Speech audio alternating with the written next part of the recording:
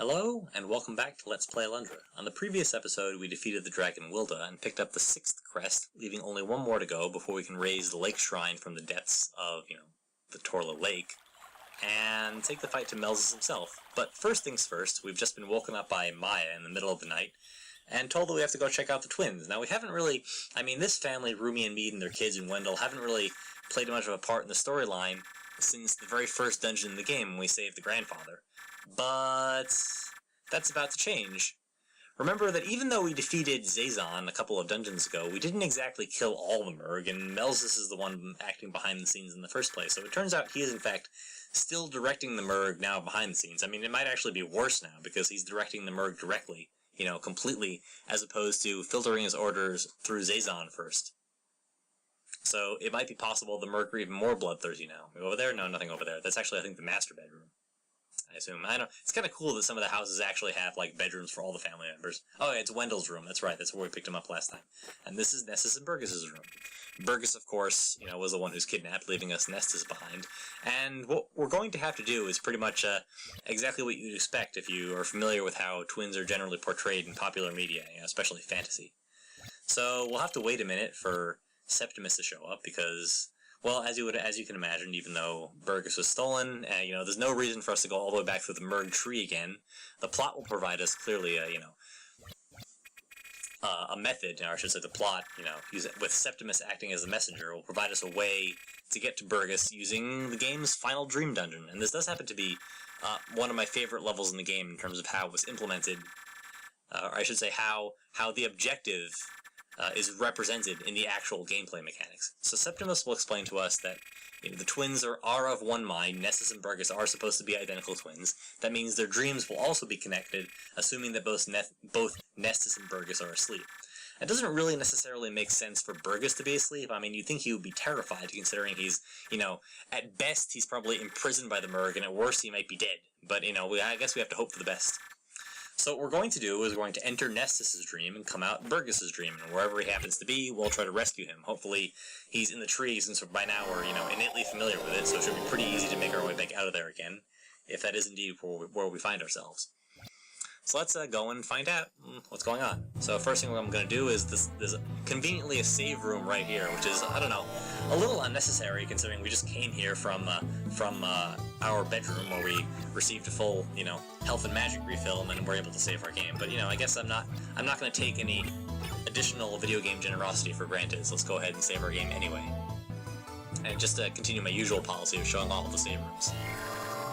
So, we're starting here. This is the entry point of Nessus' dream, and as Maya is about to tell us, right here, the two dreams are connected, and since they're twins, not only are they connected, but they're also more or less exact mirror images of one another, which means we're going to be entering from Nessus' dream right there, and we're going to have to find our way to the exact same point in Burgess' dream where we'll exit, wherever Burgess is.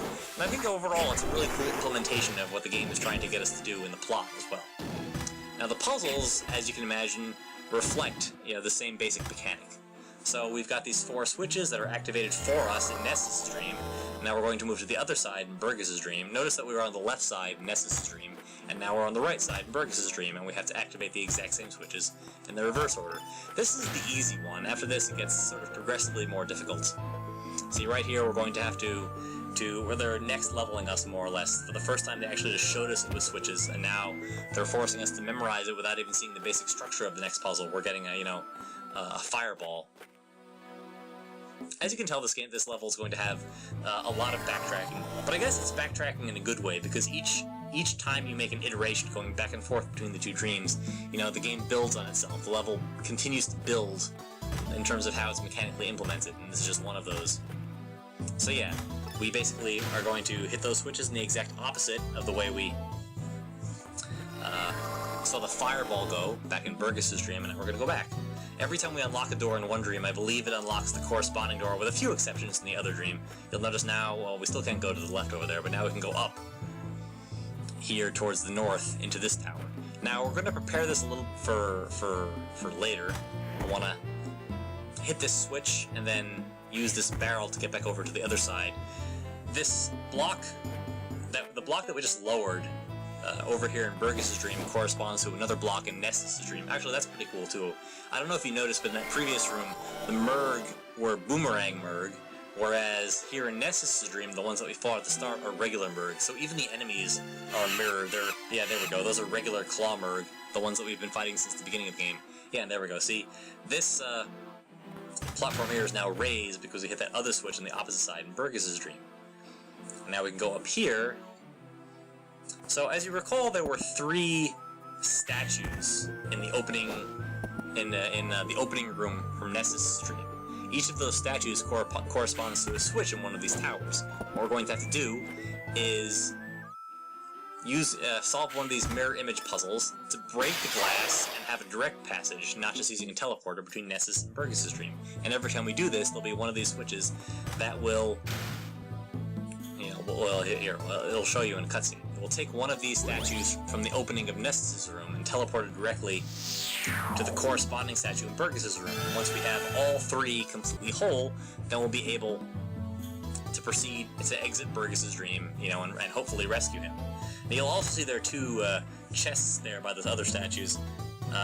Since the game is basically in full plot mode, I don't think they want you to spend too much time exploring for collectibles. So that's actually the life vessel and the Gilded Falcon for this dungeon right there. I mean, at this point, if you've missed enough Gilded Falcons that you're going to lose out on the thing that you get for all 50, yeah, I mean, there's no point in forcing you to go through a lot of effort for them now. I mean, either you have them all or you don't.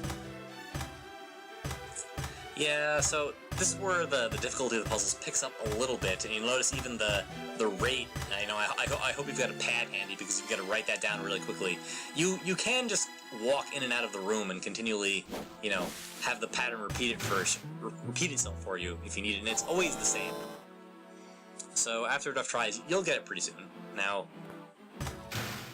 this is one of the only kept parts in the game, or I should say in this level, where hitting a switch in Nessus' Dream doesn't do the exact same thing in Burgesses' Dream. You have to activate those gates on both sides of the dream independently, so that you can travel through the central passageway, at the end, either to go straight through in Nessus' Dream and to come back out in Burgesses' side. So yeah, we have to see this one more time. I mean, it was required to go to the left over there and hit those 2 gates. It's the only time we could have done that, considering the natural flow of the dungeon. So now that we've seen that pattern twice, hopefully you've remembered it by now. We're going to go over to Burgesses' Dream, and we're going to execute it as best as we can.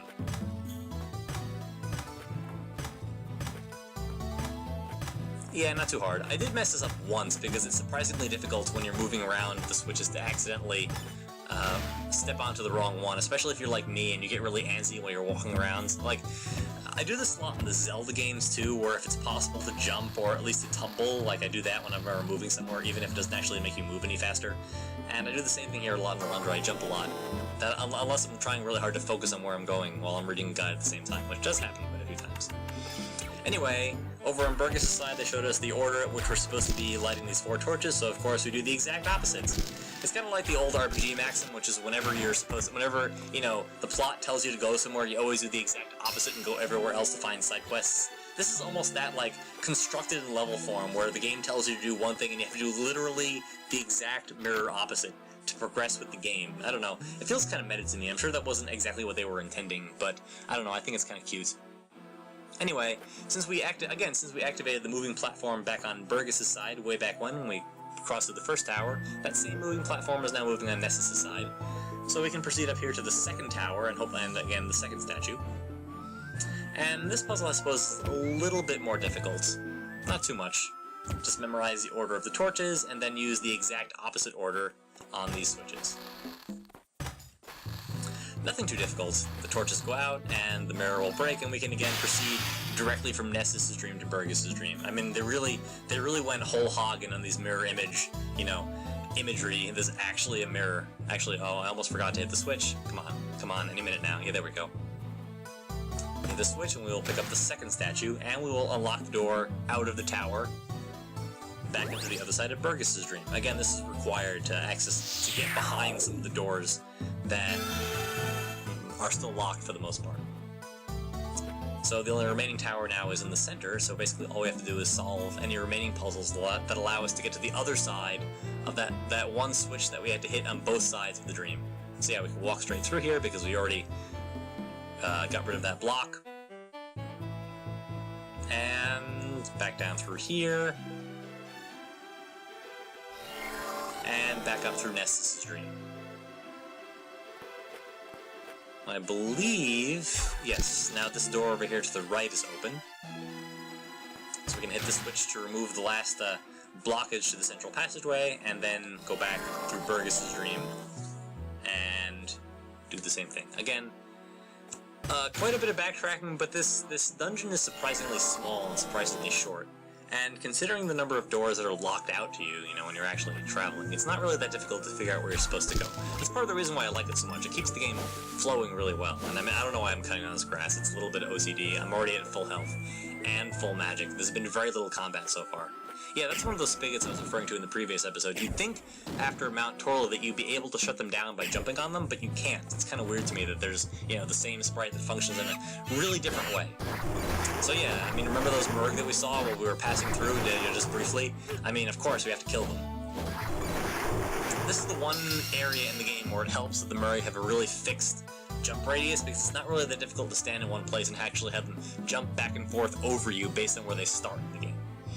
And here we go, here's the third mirror, and the most difficult of the mirror puzzles. Actually, most difficult because it's fundamentally the same as the other two, but it's the hardest to screw up by accident, because that little flame there corresponds to how Alundra moves, and you have to move very precisely to make sure that you only light, the torch that you want to. And you have to make sure you retract yourself enough that you don't accidentally light the wrong torches while you're moving back and forth. It's also kind of tough because you have to be really precise to get back through the torches again. The whole point is that you're supposed to walk between the torches and then through the mirror, but it's really obnoxiously difficult to find that, sweet spot where you can actually get through. But, whatever. I mean, that's the hardest thing we have to do in this dungeon. No, it really isn't. Who the hell cares? Anyway, there's our third switch, so we can make our way back out. We are already in Burgesses Dream, so we can just make our way straight down. And, of course, there's a boss, because it's a video game dungeon. But, well, you'll see. This is not the most difficult boss in the game, let me tell you that right now. This is actually the first chance we're going to get to show off the fire book. Remember that I told you back in the, in Mount Torla, that was one of the most useful pieces of magic in the game, and I really should be using it right now to kill these Merg. Because, frankly, they're more obnoxious than the bosses. The level, I think, is intended to be a bit of a breather, because there's some real heavy stuff going on, in the game's stretch run. So it's nice that they gave us a very crisp, short, clean dungeon that doesn't have too many enemies in it before we begin the run for the final boss. So of course now, we're back in the same room in Burgesses Dream that we entered back in Nessus' Dream with the same stupid fire spigot, except again with Boomerang Merg. So of course, since we needed to kill all of them in Nessus' Dream to proceed with the dungeon and enter, now we've got to kill them all in Burgesses to exit. Now unfortunately, I believe there's no saves point in Burgesses Dream like there is in Nessus' Dream, just the exits. But there is a life vessel here, as I said, so we'll be able to get a full, refill on health.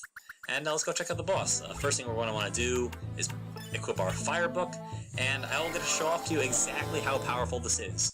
Against the Terror Twins. Now again, just like the rest of the dungeon is mirror image, so is the boss. This boss can be pretty difficult if you don't have magic. They do have this weird gas attack that does 7 points of damage and is impossible to avoid, but it doesn't matter because we've got the fire magic and they just die in 3 castings, which is just ridiculous. I mean, it's not like the fire book is hard to find, it's just handed to you right before Wilda. All you have to do is sit there and spam it and kill the boss. I mean, this is a stark contrast to the last boss fight that we had that had, 6 minutes of me rambling, trying to fill space while I killed the boss one shot at a time with charged Ice Wand shots. Anyway, there we go. There's, thankfully sleeping Burgess. I mean, this would have been really awkward if he had been wide awake and we have to wait for him to pass out. But nope, there he is. He is sleeping, and we are back in the prison. I mean, we saw these prisons several times while we were moving up and down the tree. These are the ones at the base. I should say they're in the lower right area where we first saw the Merg tree way back at the start of the game. And check it out. He's got they've got a statue of Melzus here, which must be, I assume, how they received their orders from their, their awful false god. And Burgess gives you a not very subtle hint as to what you're supposed to do. Yeah, right here. Or a little bit before, he talks about how it would be pretty cool if you smashed the statue, so that's exactly what we have to do. But first, I kind of forgot what we were supposed to do. You can't break through the wall, you can't open the door by yourself. but you can break the statue, and every time you hit it, it causes some rocks to fall. And I mean, this part is mostly for our self-satisfaction, but as it turns out, that is actually a load-bearing statue, which you wouldn't expect just from looking at it. So yeah, I mean, we can't open the door, so I guess we just sit here and die, right? I mean, these rocks aren't doing any damage to us, or to Burgess, so... I mean, we must be indestructible, right? We're great. We're awesome. Nope, we're lucky. The rock falls in the switch, totally by chance. I mean, of course it's scripted, and we can escape. So now that we've done that, well, let's head back to Anoa and, you know, reap our rewards. And I will see them on the next episode of Let's Play Alundra. I will see you then. Cheers.